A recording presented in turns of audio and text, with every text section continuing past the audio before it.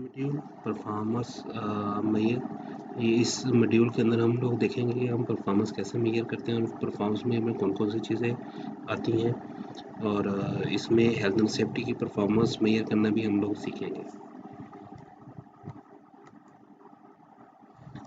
Performance major में हमारे की लर्निंग जो पॉइंट्स हैं, फर्स्ट जो है वो परफॉर्मेंस मेजर किसको कहते हैं, दूसरे नंबर पे हेल्थ एंड सेफ्टी की परफॉर्मेंस क्या है और थर्ड जो है वो ऑडिट क्या होता है। What about the performance measure. Performance जो बेसिकली जो है वो आउटकम है। आप देखेंगे, आपने देखा होगा, आपने इंटरव्यू दिया होगा तो उसमें पास एंड फेल, इसी तरह फुटबॉल की गेम के एंड पर परफॉर्मेंस मेजर होती है और लास्ट पर अगर हम देखें तो फाइनेंशियल स्टॉक अपडेट्स हो रहे होते हैं, उसकी परफॉर्मेंस भी एंड ऑफ द डे जो है वो हम लोग देखते हैं कि वो ऊपर गया है स्टॉक मार्केट या नीचे गई है। तो अगर हम लोग रियलाइज़ करें तो हर फील्ड के अंदर जो है वो परफॉर्मेंस मेजर होती है। इसी तरह हेल्थ एंड सेफ्टी की भी परफॉर्मेंस मेजर होती है। वो आगे जाके हम देखेंगे कि हेल्थ एंड सेफ्टी की हम परफॉर्मेंस कैसे मेजर करेंगे, उसका फार्मूला क्या है।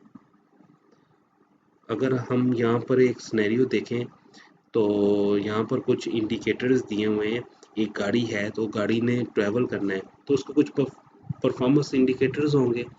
तो सबसे पहले अगर आप देखते हैं तो वो आपको जो है वो मैप नज़र आ रहा है, फिर स्पीड नज़र आ रही है, फ्यूल है। तो ये कुछ इंडिकेटर्स हैं गाड़ी के। अब इसमें देखें कि जो है वो मैप भी यूज़ कर रहा है, वो स्पीड को भी मेंटेन कर रहा है, उसका फ्यूल भी पूरा है।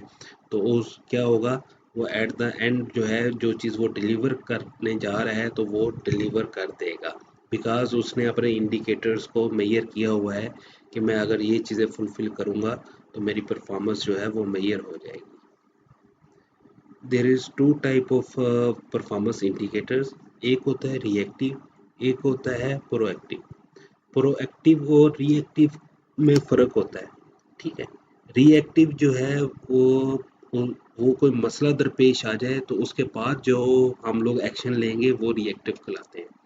इसी तरह हमारे पास जो है वो कुछ प्रोएक्टिव इंडिकेटर्स भी होते हैं। जैसे ये पर्सन जो है इसने हर चीज़ कैलकुलेट की हुई है तो ये प्रोएक्टिव इंडिकेटर्स होंगे। हेल्थ एंड सेफ्टी में अगर प्रोएक्टिव इंडिकेटर्स हम आप देखें तो उसमें आपने देखा होगा हम डेली बेस पे ऑब्जर्वेशंस को नोट डाउन कर रहे होते हैं, रिपोर्ट कर रहे होते हैं, फिर हम लोग चेकलिस्ट फिल कर रहे होते हैं।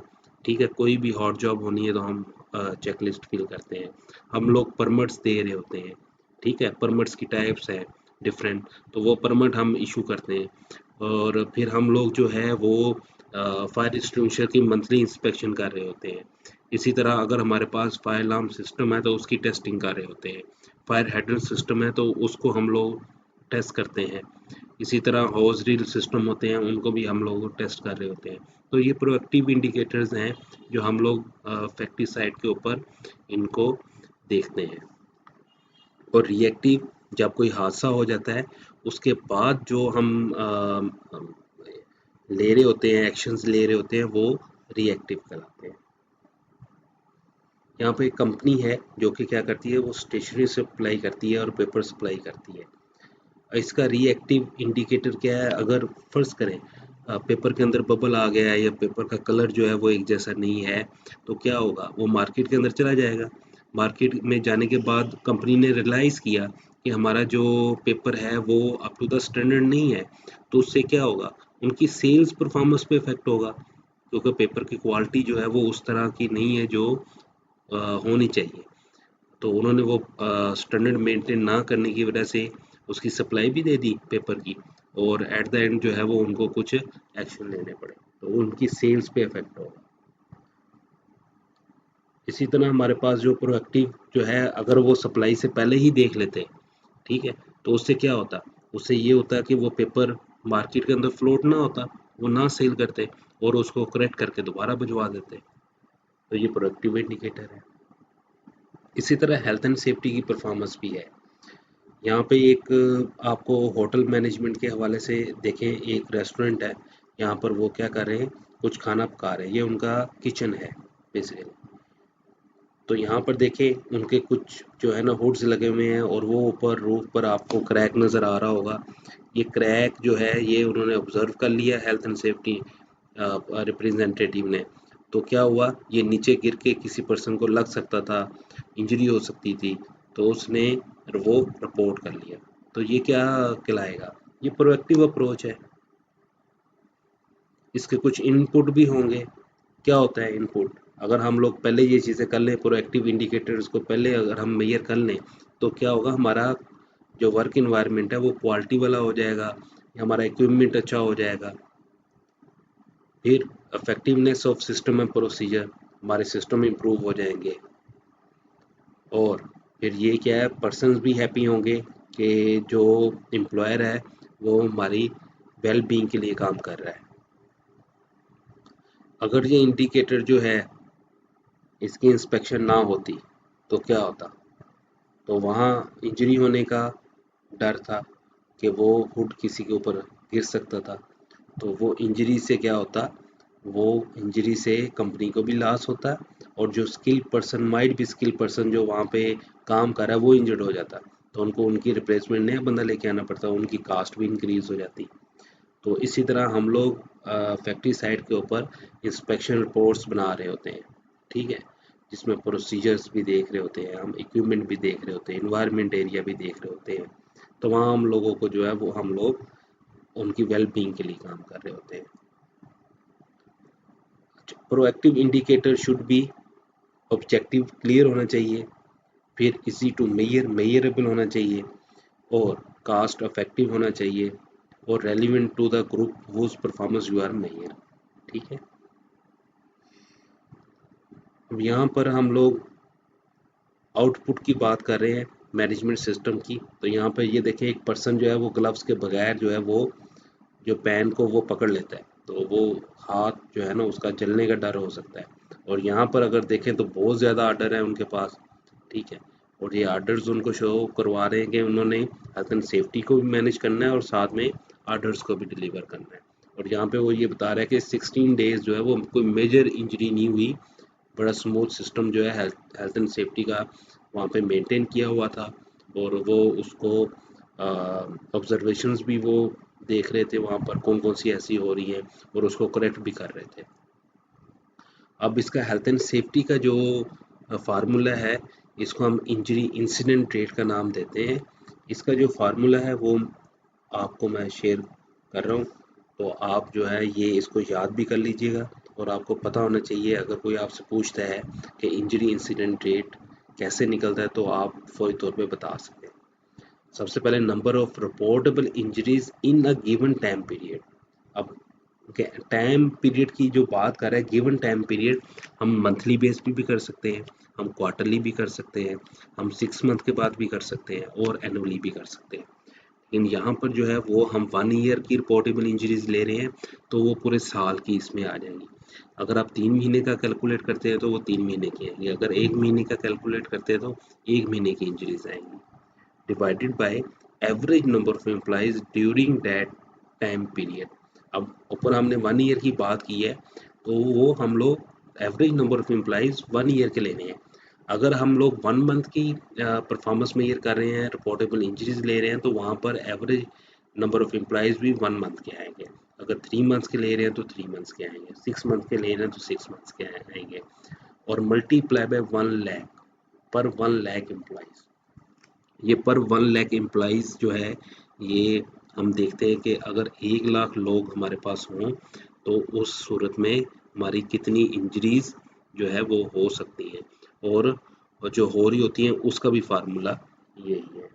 अब इसमें हम वैल्यूज पुट करेंगे, हम कहते हैं जी रिपोर्टेबल जो इंजरीज हैं वो 2 है 1 साल के अंदर, और 500 एम्प्लॉयज थे हमारे पास टोटल, और मल्टीप्लाई बाय 1 लाख, ठीक है।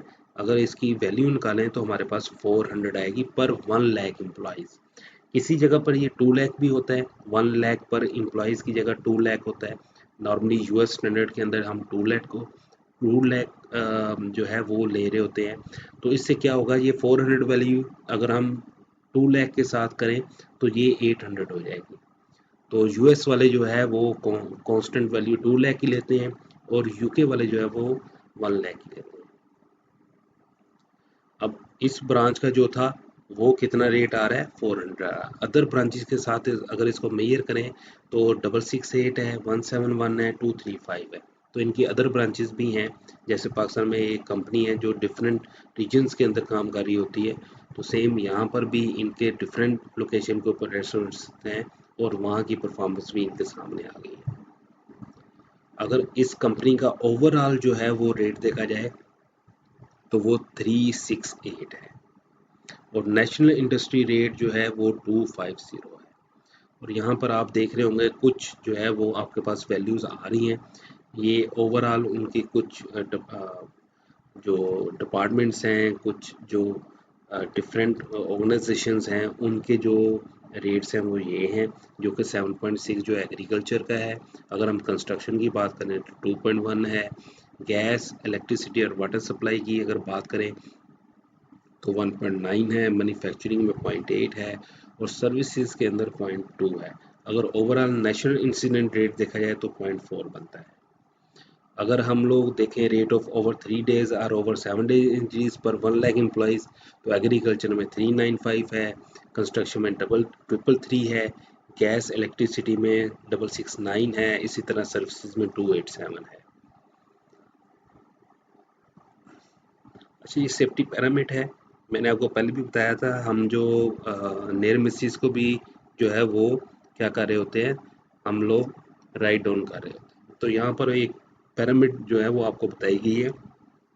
अगर आपके ऑर्गेनाइजेशन में 600 नियर मिसिस हो रही हैं और 30 प्रॉपर्टी डैमेजेस हो रही हैं, तो 10 सीरियस इंजरीज होंगी और 1 डेथ एक्सपेक्टेड होगी। इसी तरह आइसबर्ग प्रिंसिपल है।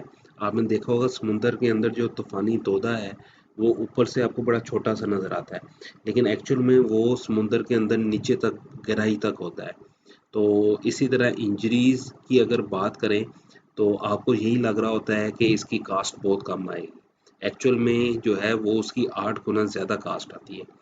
और नॉर्मली अगर 10 पाउंड की आपने कैलकुलेशन की हुई है कि ये इंजरी होगी और 10 पाउंड लगेंगे, वो 10 पाउंड नहीं होंगे, वो 80 पाउंड होंगे।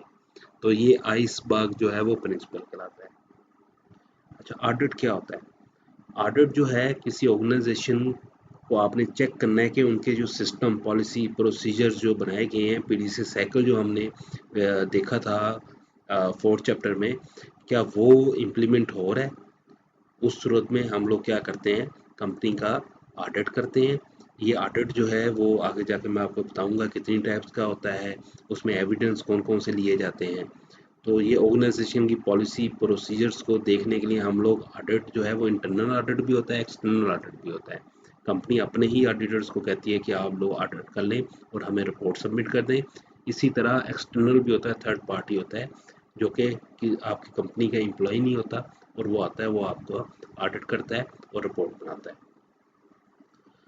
इंटरनल ऑडिट जो है विद इन द स्टाफ होगा, विद इन द कंपनी जो एम्प्लॉय होगा वो करेगा, ठीक है। और एक्सटर्नल ऑडिट थर्ड पार्टी होगा, बाहर से पर्सन आएगा, वो इंडिपेंडेंट व्यू उसका होगा, वो आपकी कंपनी के साथ उसका कोई लिंक नहीं होगा। अब टिपिकली 3 टाइप्स के जो एविडेंस है वो हम लोग कलेक्ट कर रहे होते हैं। पहले डॉक्यूमेंटेशन, जिसमें प्लान, पॉलिसी, प्रोसीजर्स, ये तमाम चीज़ें आ जाती हैं। फिर इंटरव्यूज़ कंडक्ट किए जाते हैं फ्लोर के ऊपर जाकर कंपनी के जो एम्प्लॉयज़ होते हैं उनसे, और लास्ट पर ऑब्जर्वेशंस। ये 3 चीज़ों को देखने के बाद जो है वो ऑडिट रिपोर्ट बनती है, चाहे वो इंटरनल हो या एक्सटर्नल हो।